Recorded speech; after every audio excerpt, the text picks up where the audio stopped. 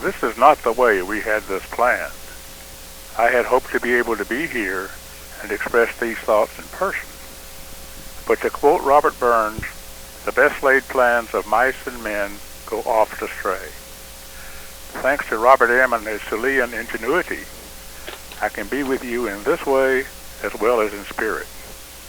I was lucky to be there at the beginning of the Tennessee Valley Chapter NRHS as a charter member, and was a part of the subsequent organization of TVRM. That was when I met Bob Soule. Bob and I had been on parallel paths at the same time.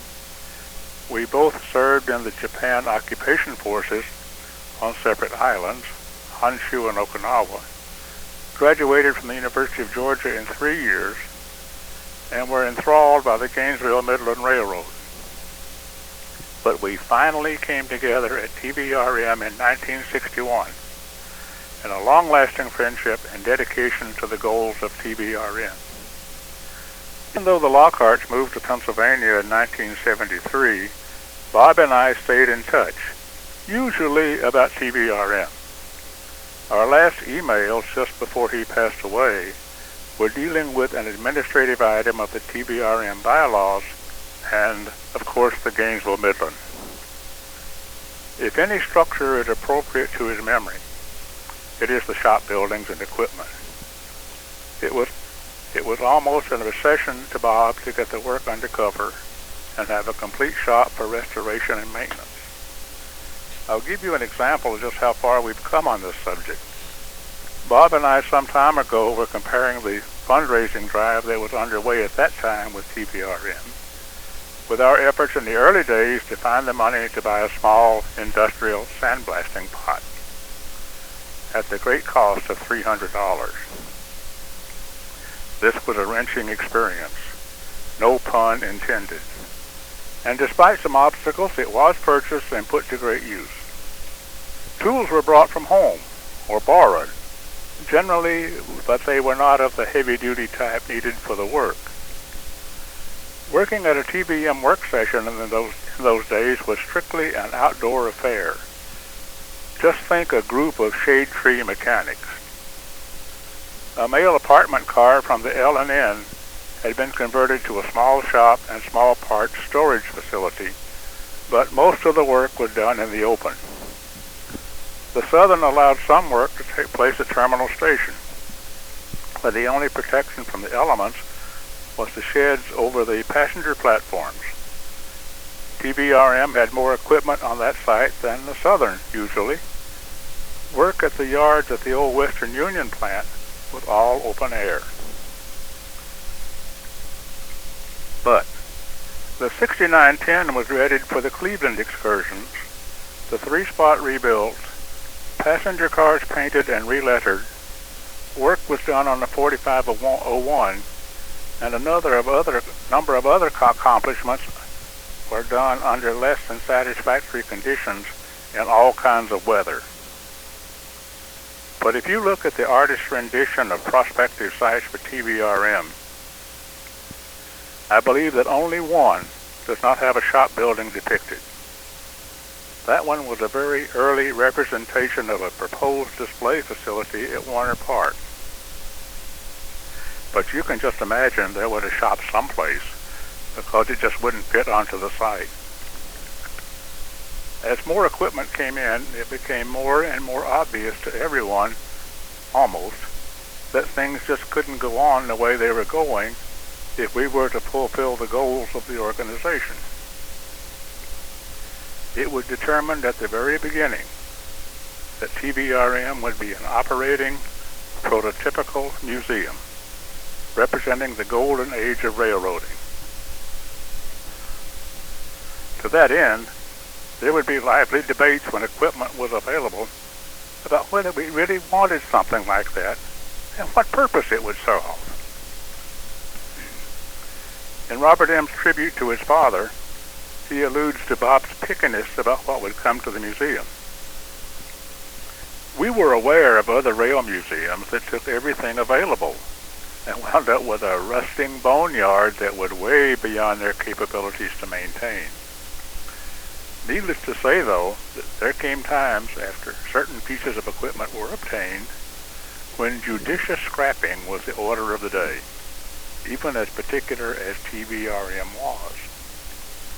It was looked upon as one item of equipment sacrificing itself for the life of another. We were grateful that Siskin Steel was not too far away. TVRM workers got the feel of a real shop when restoring the 4501 at Lucy Boiler Company.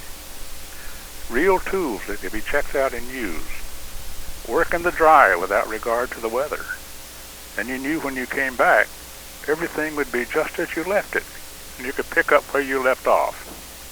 And you could clean up at the end of the session and even change out of your work clothes.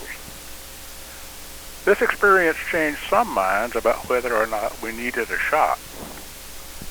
It was a case of needing a shop, but first we had to have a place to put it.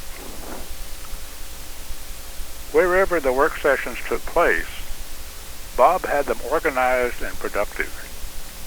It was his guidance that got the work done. And he had times for other things, such as working with me as co-editor of Smoke and Cinders. We tried to get out 10 issues a year, sometimes succeeding. One of his major contributions was the report in every issue of what was going on in the area of restoration and maintenance. It kept everyone informed and interested. After listing the projects that were underway or planned, he always ended the report with, "Anybody for a job?" An early project at the permanent museum site in East Chattanooga was the 2 pole sheds spanning 2 tracks. The mail apartment car shop was expanded using boxcars as work areas and dry storage. After we moved away to Pennsylvania, things seemed to really start to move in the East Chattanooga terminus toward a dream shop. Every time we would visit, there was always something new. Until now, you have the magnificent world-class shop that you're naming for Bob today. Not all of us get to see our highest dreams realized and brought to fruition. I thank God that Bob did persevere and get to see that dream fulfilled. It was not an easy accomplishment. It took long hours of work. The Tuesday night work sessions sometimes extended past bedtime. So I once quoted Longfellow and Smoke and Cinders to pay tribute to Bob and his dedicated restoration and maintenance crews. It's from the Ladder of St. Augustine. The heights by great men reached and kept were not attained by sudden flight, but they, while their companions slept, were toiling upwards in the night. And that pretty well summed up the Tuesday night work. I'm proud to be able to add this small tribute to my good friend Bob Soule. He was both inventive and innovative. We referred to something that he had fabricated for the museum as a Soulean device. There was a Soulean approach to restoration. The Soulean hand was everywhere. He was an inspiration to me in many, many ways. Especially, he was patient with my attempts to work on the 12 inches to the foot scale locomotives and equipment.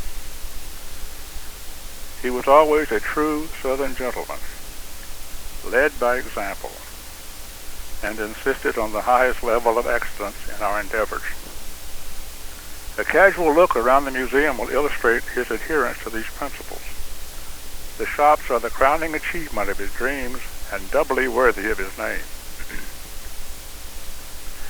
Nancy and I send our best wishes and affection to Joyce, Robert M. and his wife Laquita, and Mary Penelope. And to TBRM, thank you for the years of memories. We wish you continued success in the years to come, and we look forward to hearing that whistle blowing 8 to the bar. Thank you very much.